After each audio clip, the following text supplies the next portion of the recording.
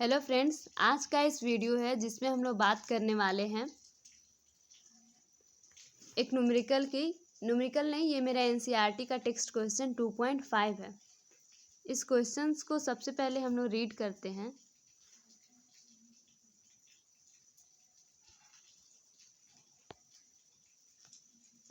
A solution of glucose in water is labelled as 10% weight by weight. What would be the molality and mole fraction of each component in the solution if the density of solution is 1.2 gram per milliliter? Then what shall be the molarity of the solution? हम लोग को find out करना है molality और mole fraction, जिसमें मेरा दिया हुआ है given x is equal to 10% weight by weight और मेरा दिया हुआ है density is equal to 1.2 gram per millilitre. तो सबसे पहले हम लोग कैलकुलेट करते हैं मोलैरिटी, जिसपे मैं आप लोग को पहले वीडियो में इसका ट्रिक बता चुकी हूँ। Molarity is equal to 10xd upon molecular weight of solute. इसमें हम लोग वैल्यू पुट करेंगे। m is equal to 10 into x का वैल्यू है मेरा, एक्स मेरा है परसेंटेज वेट अपॉन 8, यानी कि 10 into density 1.2 upon molecular weight of B यानी कि ग्लूकोज, जिसका फॉर्मूला होता है C6H12O6 यानी कि 180।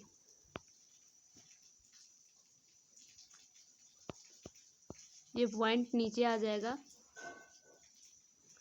इसको अगर हम लोग कैलकुलेट करेंगे तो ये मेरा मोलैरिटी आ जाएगा 0.67। इससे मेरा तो मोलैरिटी कैलकुलेट हो गया, लेकिन अब हम लोग कैलकुलेट करते हैं मोलैलिटी, जो कि मेरा दूसरा फॉर्मूला है। m is equal to molarity is equal to molality into density upon 1 plus molality into molecular weight of solute upon 1000। इसके बाद 0.67 वैल्यू पुट करेंगे इज इक्वल टू, इसको दूसरे पेज में ले जाते हैं। 0.67 is equal to molality into 1.2 upon 1 plus molality into 180 upon 1000।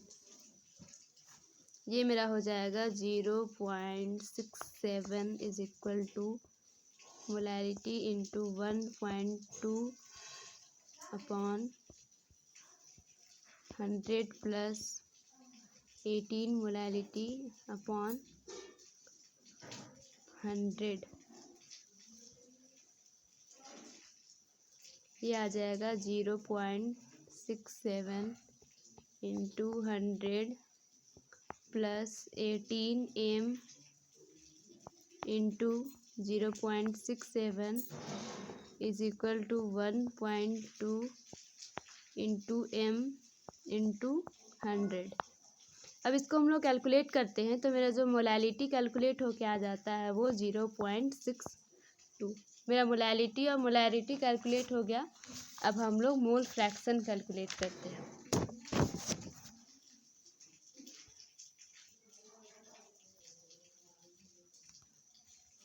जो इसके लिए मेरा फॉर्मूला दिया हुआ है, molality is equal to mole fraction of B upon mole fraction of A is equal to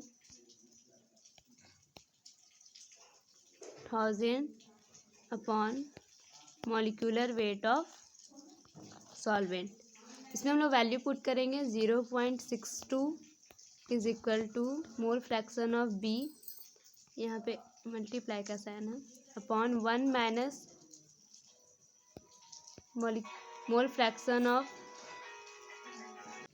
हम लिख सकते हैं 1 minus mole fraction of B into 1000 upon 18।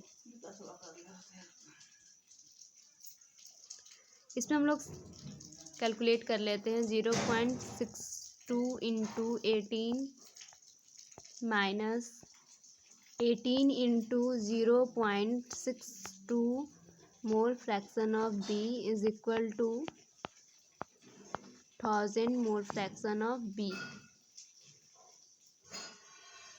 फिर मेरा आगे आ जाएगा 11.16 minus 11.16 mole fraction of B is equal to 1000 mole fraction of B. फिर है मेरा 11.16 इज इक्वल टू, इसको उस साइड ले जाके हम लोग कॉमन ले लेंगे मोल फ्रैक्शन ऑफ बी, ये ऐड होके आ जाएगा 1011.16। अब यहाँ पे ये मेरा इजीली कैलकुलेट हो जाएगा मोल फ्रैक्शन ऑफ बी